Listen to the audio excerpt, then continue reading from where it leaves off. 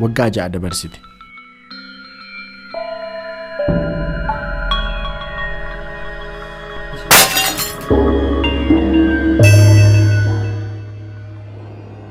Yeroon kun marfata jireenyaa maatii kootiif yeroo gadhee fi ulfaattu turte. Jeneraal Tittiin qofaa ishee nu guddisuuf nu guddistee bakka guddaan nu ga'uuf sabbata jabeeffatte wayyituunis bakka abbaan keenya dhaqee deemte. Ani hangafa obboloota quxisuu lamaan qaba. Hundi keenya ijoollee. Eessa deemnu?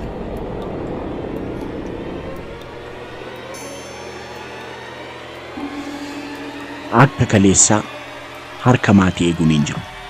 Yoo eegnes wanti dhufu hin jiru. Kanaaf dirqama jireenyi natti kenne umurii daa'imummaatti itti gaafatamummaa gidduutti kan dhufe.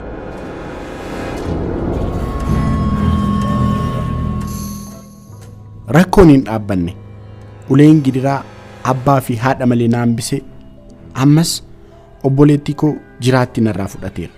Hawwiin sirna guddifachaatiin biyyaan baattee ergamte. Dhaabbatni nurraa ishee fuudhe SOS jedhama. Yeroo dheeraatiif garama akka isheen geeffamte iyyaafannus argachuu hin dandeenye. Eessa jirti? Faransaay naan jedhaniiru.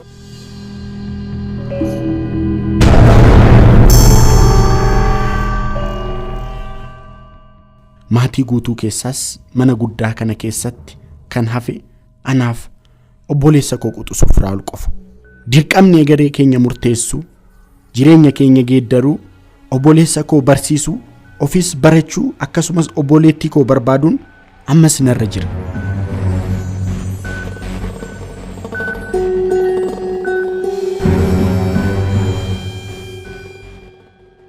Kun immoo mana fiilmii ani itti agarsiisee birrii shaqqalachaatti ture.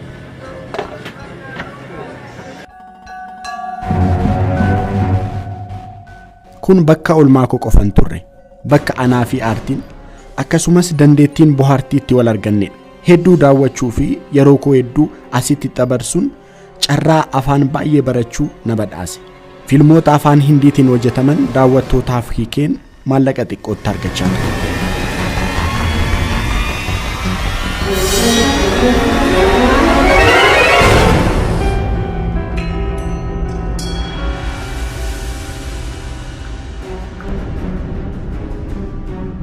Asittan daldala saamunaa jalqabe. Saamunaan gurgura. Gabaa danuu keessa garuu ammas maamila danuu malee firri danuun hin argamne. Jireenyi itti fufe. Bara 2018 Amboon qabsoof karaarra jira. Anis hirmaataa qabsoo kanaati. Obboleessa koo xiqqaa waan dhukkubaa tureef isa manatti dhiiseen gara hiriira nagaa deeme. Sa'aatiiwwan muraasaa booda garuu oduu rufachiisaan dhaga'e. Ammas duuti narraa hin cinne. Obboleessi koo xiqqaas qofaatti na dhiisee adeeme. Ni boqote. Sababni boqochuusaa garuu ammayyuu gaaffii kooti. Ani maali? Waaqni maaliif na uume? Akkamitti rakkoon nama tokkotti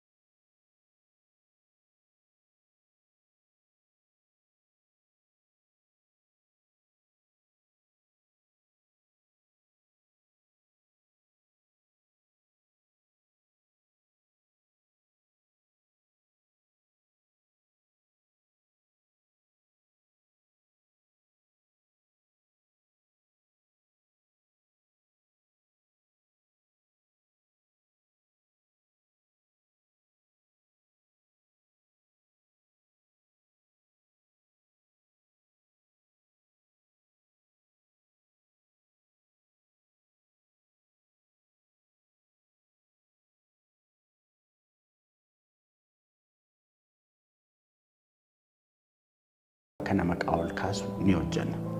Raajuu Entertainment.